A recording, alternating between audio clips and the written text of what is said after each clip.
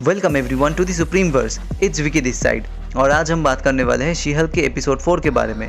तो चलिए शुरू करते हैं।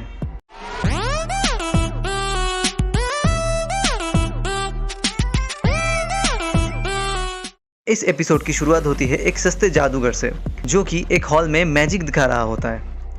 लेकिन भाई साहब का जो नाम है वो बड़ा ही कैची है, डॉनी ब्लेज, जो हमें याद दिलाता है हमारे जॉनी ब्लेज एके घोस्ट राइडर का।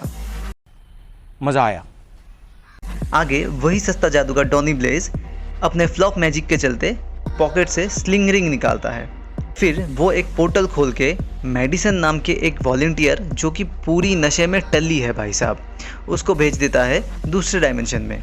फिर वो नशेरी औरत सीधा टपकती है वोंग के पास कामरताज में, जहाँ पे हमारे वोंग भाई साहब द सेप्रोनिस का एक एपिसोड देख रहे थे।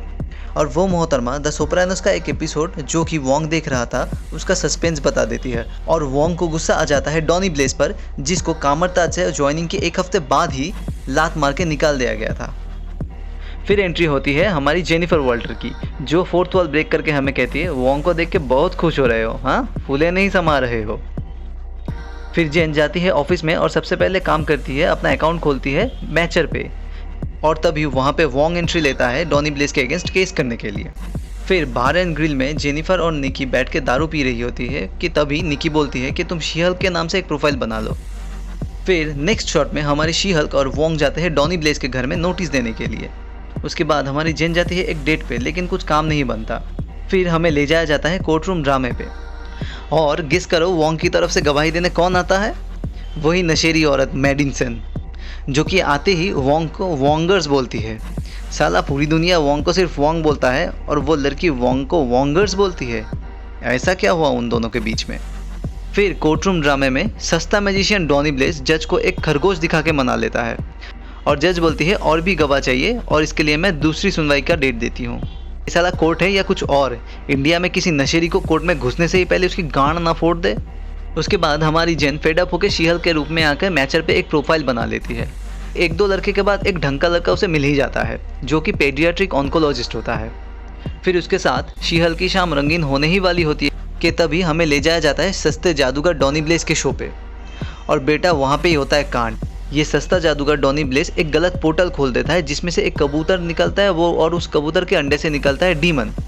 अब मैं सोच रहा हूँ कि मैं गंदा किसे कहूँ, उस कबूतर को या फिर इस आइडिया को।